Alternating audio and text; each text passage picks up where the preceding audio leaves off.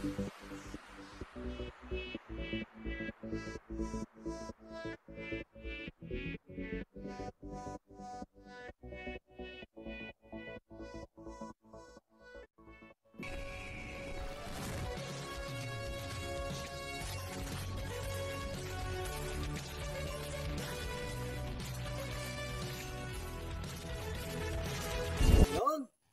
magandang umaga mga idol.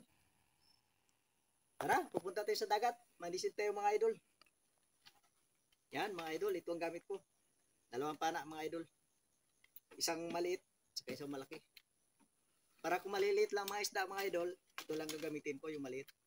Pag makakita ko ng malaki, ito yung malaki, gagamitin natin. Yan mga idol, ito ang gamit natin mga idol. Diving mask natin. Yan mga idol. Yan ang gagamitin natin. Okay mga idol. Ilagay ko na ito dito mga idol sa sa bonnet. Aking diving mask. Yun. Yan mga idol. Sa bonnet na. Yun mga idol. Tara. Let's go mga idol.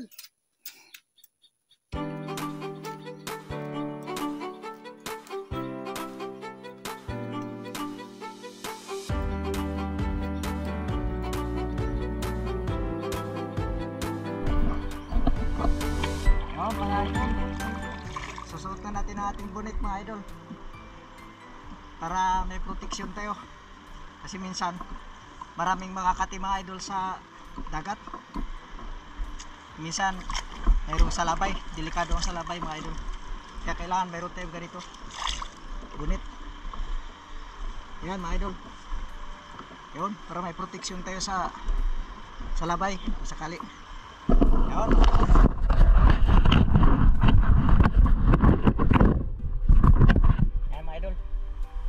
Pupunta natin mga idol yung kuiba ng langog doon, o sa iba tawag nila doon tribali. Titingnan natin mga idol kung nagbalik siya doon sa kuiba niya. Tara mga idol. Ayan, yan ang balsa ko mga idol. Diyan ako sasakay. Ayan.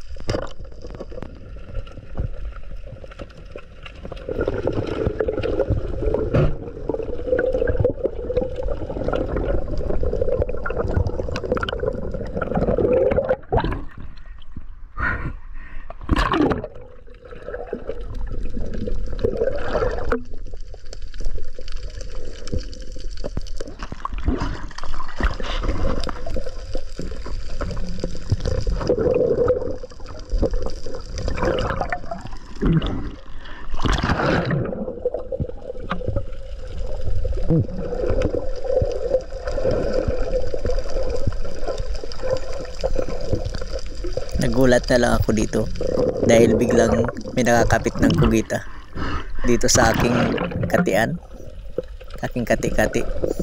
Ito paborito kong gamitin, yung korting lagang, lagang kahoy. Ito siya, kinortihan lang na parang korting lagang. Nabigat ito mga idol kasi pinuusan ito ng tingga, tapos meron siyang mga tinik na stainless sa likod para kapag hinila mo siya masasabitan ng pugita.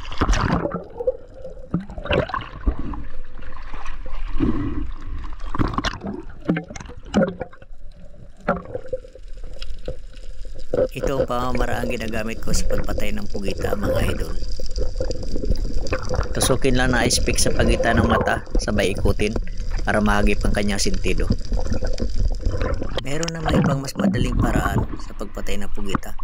Ang iba mga idol, kinakagat lang sa pagitan ng mata. Pero mas gusto ko ang ganito pamamaraan mga idol, kasi magkaminsan mga idol makakatsamba talaga tayo ng malalaking pugita. Pag malaki ang pugita mga idol, mahirap kagatin.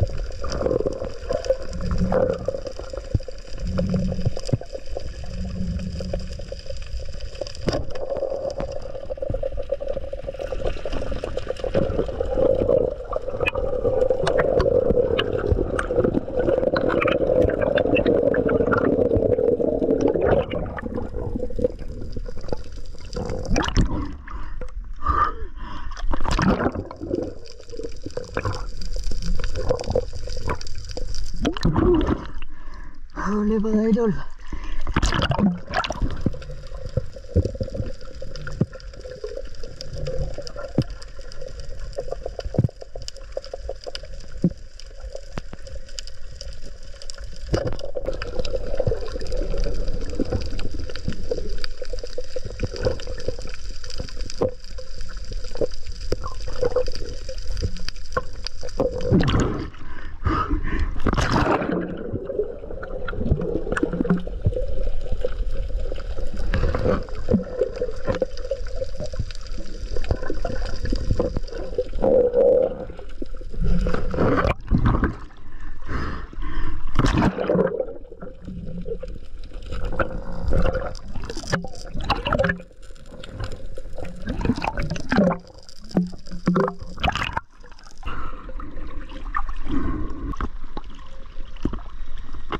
Kung mapapansin nyo mga idol, ang aking balsa ay hindi umaalis, paikot-ikot lang.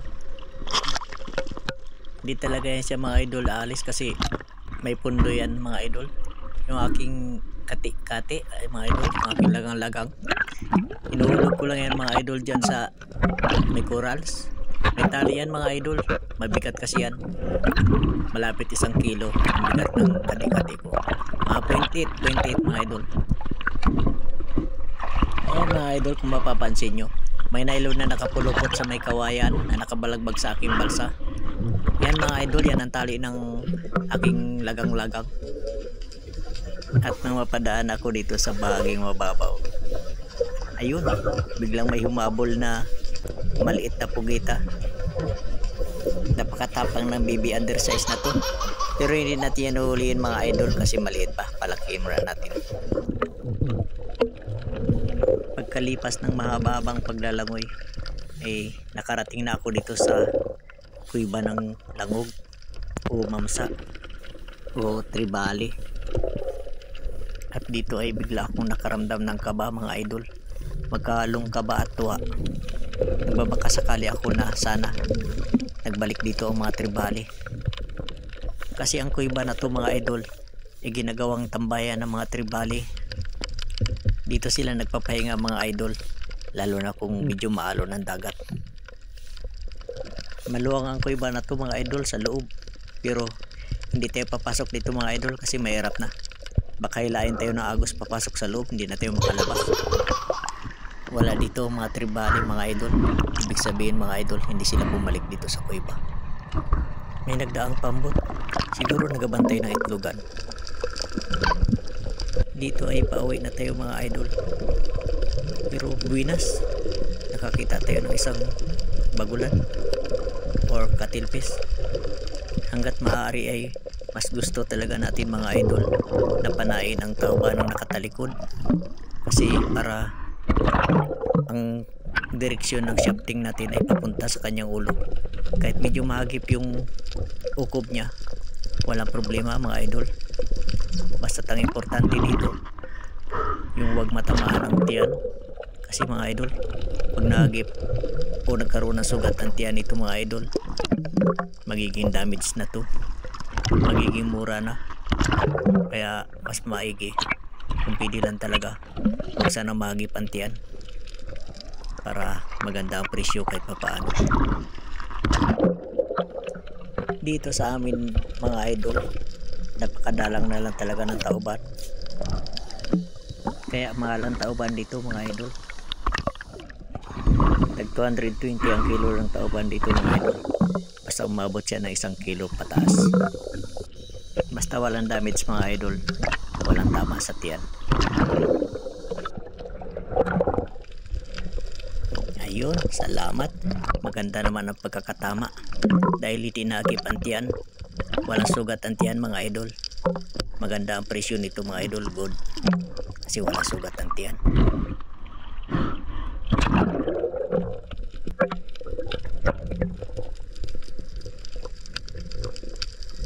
Pauwi na tayo mga idol.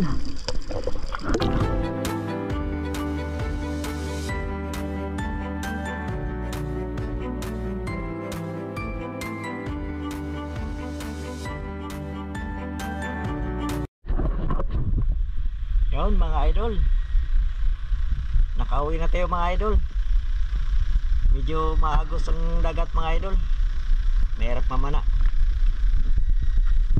Yan mga idol, nakauli rin tayo kahit paano. Ito mga idol, huli natin. Yan mga idol. Yan mga idol, isang kugita. Yan, kugita isa. Yun. Buko-buko. Yan. Magulan mga idol. Dalawa.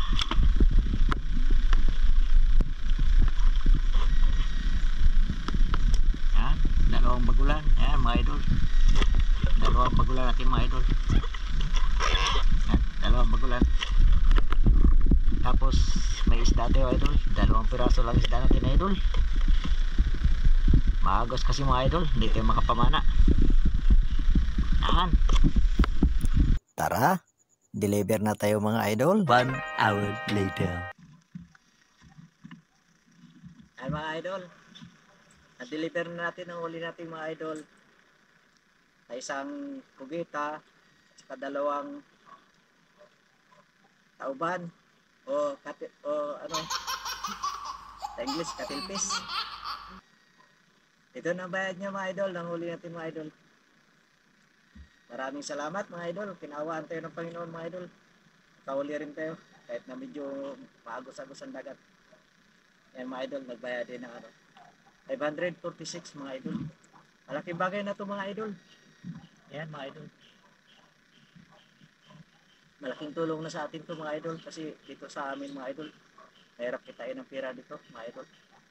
Yon mga idol, maraming salamat sa banlod mga idol.